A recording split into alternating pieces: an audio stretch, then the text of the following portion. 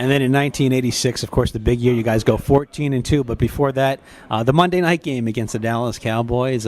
Herschel Walker joins Dallas. Of course, the USFL folded you guys the year before as well. Got a bunch of USFL players: Maurice Carthon, Bart Oates, Chris Godfrey, Sean Landena. That really helped you guys and bolstered you guys. But now you guys are really ready to go. 10-6 a year before, a playoff win.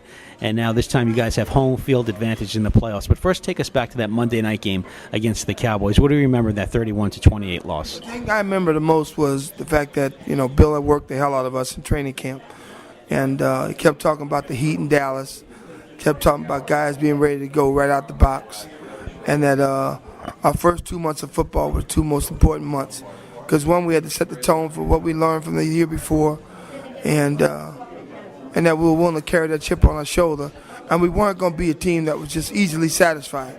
The hunger had to be there. It had to be there from the start of the season to the end of the season. And the only way we're going to be able to remain hungry and remain poised and stay motivated is that we had to see the forest in spite of the trees. We had to say, the road to Pasadena is not going to be that easy. We got to beat the Redskins, who are in our division and who are just as good as us, 3 times to win the entire title. We got to beat the Cowboys twice. We got to beat the Cardinals twice. And we got to make sure Dallas, if we split with Dallas, we got to make sure that they beat up pretty bad. And that they know that regardless of what happens, that one of their games, they hands down got their ass thrashed against the New York Giants.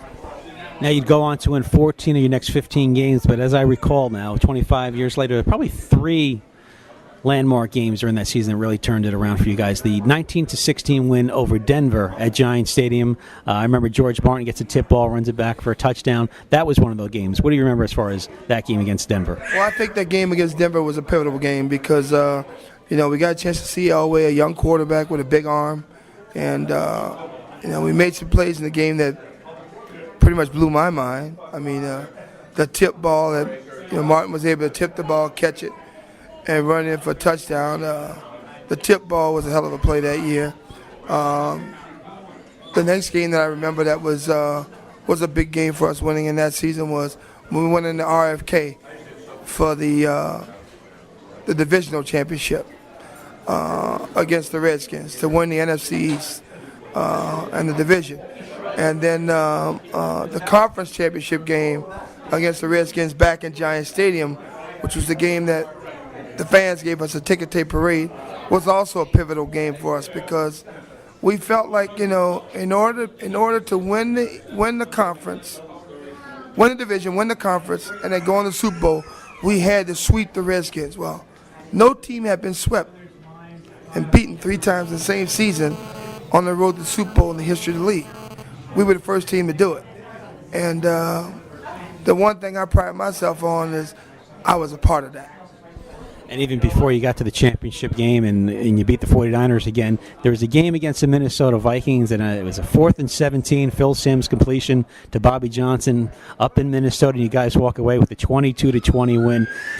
A lot of Giants think that was the one of the turning point moments of that season. It was definitely one of them, no question about it. I mean, there was a lot of doubt raised in that game because we felt like we almost left one in Minnesota. Really did. We felt like we almost left one, but the fact that we were able to put it together and put it away and get out of there safe and not too many guys hurt or injured that we couldn't play the next week was like, whew, boy, we dodged a bullet. And, of course, the game in San Francisco, the 21-17 win over the 49ers. That was the game, I recall, Mark Bavaro dragging Ronnie Lott into the end zone. You go out to San Francisco and beat the 49ers again on their turf. Yeah. I mean, it just goes to show you the integrity and the quality and the character of the player that was on the New York Giants that time. I felt like we had guys that just – they had this bend but don't break attitude, and that attitude helped and enabled us to continue on success above and beyond 86. Now, of course, Lawrence Taylor gets the MVP that year, but he needed a little help. Guys like yourself, Carl Banks, and Harry Carson. Tell us about that defense a little bit behind Lawrence Taylor. I mean, you guys really all pitched in a really incredible effort. Well, the one thing I can recall is, our front seven was just so so dynamite. They were so dynamite to practice with. And, watch.